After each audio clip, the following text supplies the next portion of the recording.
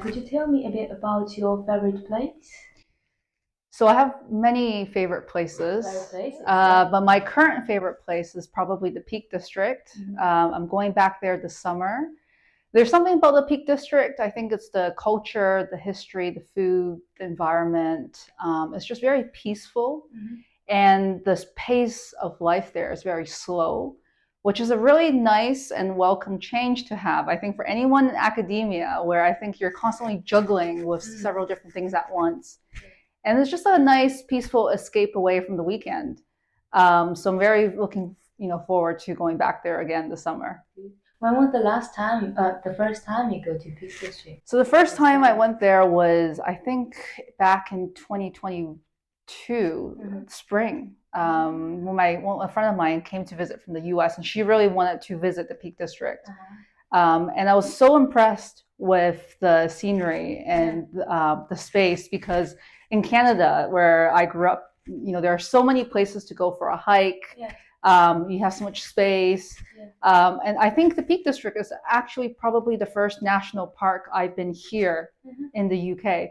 So I think it has a special place in my memory. Yes, it's similar to me. Like I really like the Lake District. I went there in 2020 when I was feeling quite low mood. My friend was like, let's take you somewhere for the staycation. Yes, that's a beautiful place. And also that's a time I get to say, oh, actually that is such a lovely kind of national park around. Yeah. And of course later we went to the Peak District and all those things. It's kind of like sometimes we get into the nature, happy to experience like a different kind of like lifestyle. Yes. To have this connection. And like I think to me what I see with geography is like you need to know the world about this. It can't be just with you and juggling tasks in the office or with a computer. Yeah. Sometimes we want to see it around. And sometimes I think the change in environment puts things into perspective as well. That because I think in academia we're always working on something new, or maybe trying to juggle multiple things at once. Having a change in pace kind of reminds you that sometimes it's okay to adopt a slower speed, because in other places, perhaps outside of academia, it kind of lets you see outside of your own personal bubble. And I think that's really important to kind of remind yourself, especially when you're stressed out, that there's a lot more to what we do, in our career. Yeah. I hope you enjoyed this summer. Thank you very much. Yeah, I'm really looking forward to it. Hopefully it doesn't rain. But the weather here, you can't be. Just beware. It's very fickle. You can't predict anything in the summer here. So I was reading a book. It said like there's no terrible weather. You just need to have the proper clothing. I'm like, oh, that's why people develop waterproof clothes, right? Yes. But here people don't usually bring out the umbrella. They will rather they just go. They'll rather get wet from the weather than bring a cover. Very different in Canada, like everyone. Yeah, I would say. I mean, when it doesn't rain all that much, but when it rains, you are completely covered. Yeah, because it's very cold. Yeah. I have never been, but I heard the Canadian weather is very different from what you have here. Yes, it's sunnier, much sunnier, but very cool. So once you walk in, so it's almost like here, when you walk into the building, you just feel this immense level of heat. And then when you leave, it's completely cold outside.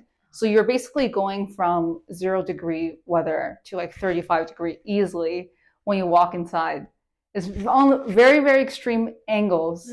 Whereas I think here, sometimes consistently, you go outside and you walk in, it's the same temperature. I think people are just so used to here in the UK to layer up and not having to worry about the change in the temperature or putting the heat on. But maybe it's also related to the heating kind of like with this kind of living crisis. I feel like it's so expensive to visit home. But I think also environmental awareness, which I think is really good. So there's actually one question related to this, because I know you were here with RGS Ask the Geographer podcast before, and you did talk about like you have an interest with environmental issues that led you actually to study in Canada for your first degree was in environment engineering. And could you mind take a little bit about that? It's also related with how you see the changing environment. Yeah. So it's as a 17-year-old, when you're applying for university, you don't really have much to work with. It's usually based on some things you like, maybe things that your family tells you, oh, this is a good job, or this will be a good something good to study, because then later on you might be able to get a good career. I remember my first memory of getting into anything related to the environment was when I became the recycling officer back in high school. We had a role where someone was kind of in charge of managing all the environmental awareness initiatives, and it was the recycling officer. And I think that was probably the first time when I became aware of environmental issues like climate change. I think at the time it was called global warming. That was the one that was used more commonly. Waste, pollution. And I thought, okay, well, I really want to do something about that. And as someone that is more solution driven, I thought environmental engineering was a really good fit for me personally. And that's how I got into it, was just based on the interest, which I didn't even volunteer for, surprisingly. I kind of just got selected. So thinking back, I think, I was quite lucky to be able to do that. And then who knew that it would have really shaped my career going forward. Yeah. And that's related, you talk about when you were in undergraduate, kind of like attend events and that's as you can, and then it gradually led you to that inspiration would be related with global health. Yeah, so I think in my fourth year of my undergrad studies, we had a design project that we had to do. So, and all the engineering students had to come up with a design project. And I remember taking classes on environmental health. And, I initially, before these classes, I never really had any interest in health. I know back in high school, I didn't want to study medicine. I didn't want to do biology. I don't even think I took high school biology. So I just never thought that would be a career choice. But it was through the environmental health classes I took that when I realized, why did I like the environment in the first place, or why was I interested? And I realized one of the reasons for that was because I think I was really interested in the fact that I wanted to know how the environment was impacting humans. Because all of these environmental issues ultimately comes down to us, right? So, why do we care about climate change, for instance? Because it's more about affecting, population livelihood or, animals. But then it kind of all connects back to us. So when I was working on this project in fourth year, we were looking at building this drinking water filter in Bangladesh. And I mean, it was a design project based on a fourth year, engineering course.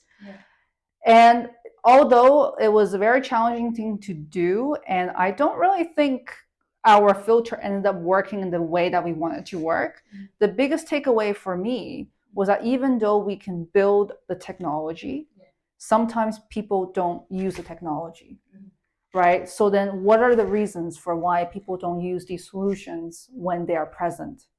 And I think that's kind of what got me interested more on the social side, right? Really thinking about, from a population perspective, what are the social reasons that creates these kind of behaviors that potentially results in disparities in health. And the reason why we were looking at the drinking water filter was because in Bangladesh, there's like an arsenic poisoning crisis. So we were trying to find ways of removing the arsenic from water, which then would improve the health of the population. So it was a very non-linear path for me personally, but I really, really appreciate that I had that experience, because that's when I realized actually what I wanted to do was more related to health and the environment and not just the environment. And that's why I kind of like can see that your profession, your personal choice of the very place actually had a link with the care about health, and then the health is probably not just with the physical health, but with mental health and like well-being in general, related with the environment. So that's why you see like we need to look after with this environment and see what we could do with it. Science. Yeah. And when I was in undergrad, I don't really know if I don't think I was personally aware that well-being was another element to focus on, right? Because you have health, which we tend to think more about physical health. And then well-being is the general state of how somebody feels based on their environment and how those environmental factors influences how somebody feels. So, and I like the fact that we're now moving towards this direction where we're not only just looking at health, but it's health and well-being because these two things are so interconnected with each other.